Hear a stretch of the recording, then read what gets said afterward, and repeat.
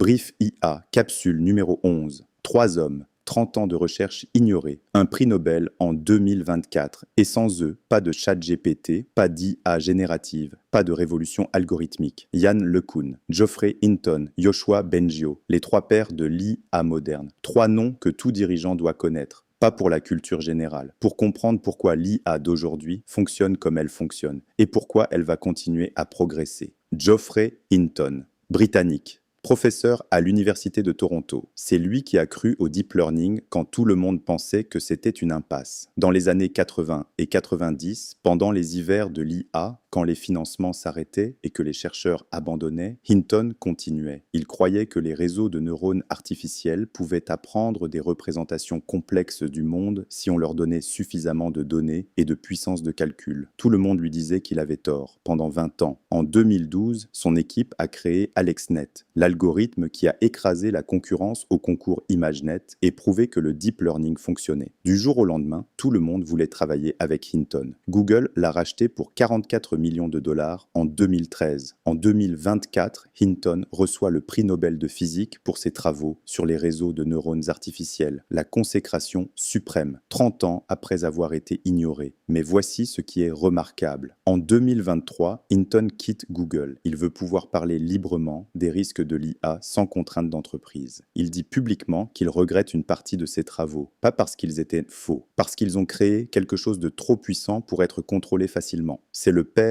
de l'IA moderne qui tire lui-même la sonnette d'alarme. Yann LeCun, français, originaire de Soisy-sous-Montmorency en région parisienne.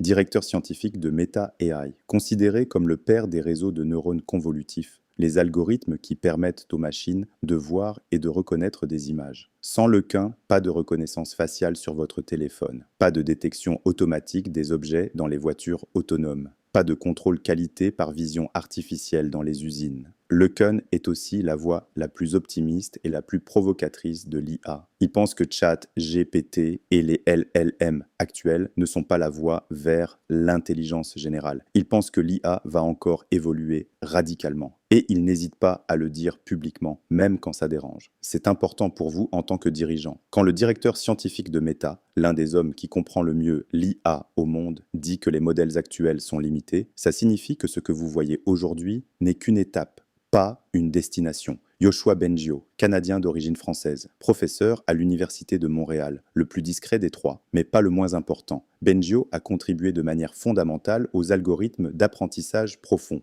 Il a également fondé MILA, l'Institut québécois d'intelligence artificielle, qui est aujourd'hui l'un des centres de recherche en IA les plus reconnus au monde.